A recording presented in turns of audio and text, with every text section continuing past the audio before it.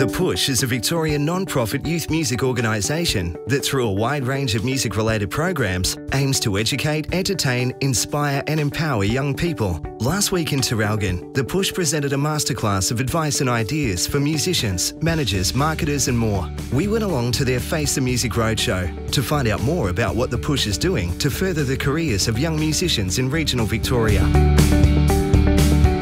So Face the Music Roadshow is us going out to regional areas around Victoria. So we're in Traralgon right now, as you know. Geelong was yesterday. We're going to Shepparton tomorrow, Horsham and Castlemaine as well. And it's us just bringing a taste of the Face the Music Summit that happens in November on the 23rd and 24th in Melbourne.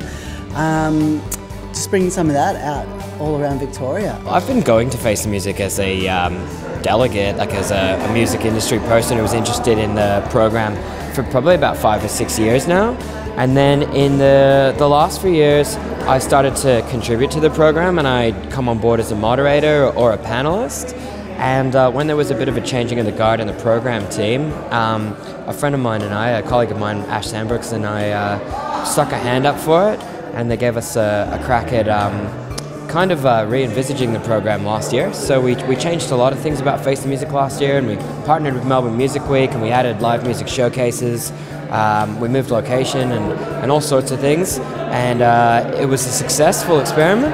And now we're in our second year of programming the conference, and it's a special year for it because it's the 10th anniversary of Face the Music in 2017 as well. Face the Music, I think, sent me an email, and they just wanted to know if I was involved / interested in talking in regional areas. And for me, it was an area of interest coming from a small town near Wollongong. I just never had access to resources, so I think it's really cool. I actually mentor a girl through the Push. Mel set me up with her, and she's great. She is just a young girl that's putting on events around regional Victoria, and so from doing that, Vito contacted me and asked me if I would want to come and speak on these panels out here, which has been great.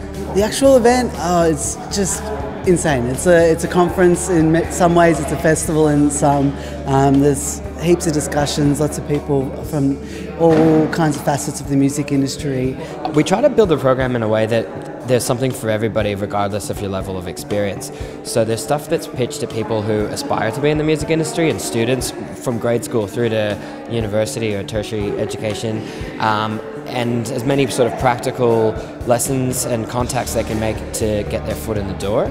But then we try to cater to people at the other end of the industry who've been in the game for 5, 10, 15 plus years, in that they might get to meet high-level international music industry personnel and that sort of thing, and begin to develop their international business.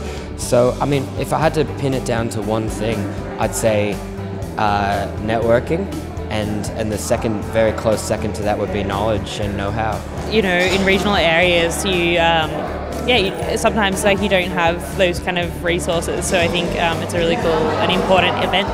I'm with the freezer propeller, so I thought I might learn a few things with that, and also I want to get into the music industry. I would like to work in the music industry doing like tech and like sound production, so I was interested in that. You know, I think you just need to be the master of whatever you do, you know, whether it's guitar or singing, or just like really learn your craft and you know, work hard. I think that's just the reality of it. You need to work really hard. Well, I guess what Ash and I try to do is closely monitor. We attend a lot of the other conferences around Australia and see what they're doing. We also read a lot of industry news around the world and try to keep up to date with the latest developments in business and technology and all sorts of things that affect our business in the music industry. We travel overseas. This year I went to Canadian Music Week and spoke and soaked up the panels in the program over there. Ash did the same thing at Primavera in Spain and the Great Escape in Brighton. We try to bring all those ideas back to Melbourne and deliver something that's really contemporary and up to date with all the latest conversations in what's happening in our industry globally, so that people who attend Face the Music are up to date themselves. Like what I do for a job is I book all the bands, I book all the DJs, the photographers, door staff, I run the promotions and the marketing and sort of oversee our promotional team. So I guess on a smaller scale it would be, you know what I mean, getting a venue out here, booking some local bands, some local DJs, like organising some local promotion to be somebody that would be doing that kind of thing, I would say.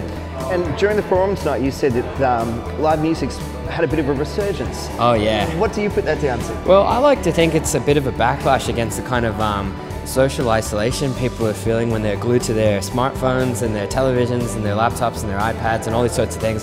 And I feel like more than ever, as we're sort of changed to the digital world and everyone's job generally involves the internet in some way, shape or form, people are craving real life experiences, and that tactile experience you get of going to an outdoor gig or an outdoor music festival or just a live gig in general. I think people are craving social interaction and real life experiences, and live music ticks all the boxes in that sense, and I think that's why live music is definitely still growing in Victoria and getting better and better every year, and the festival market is just booming.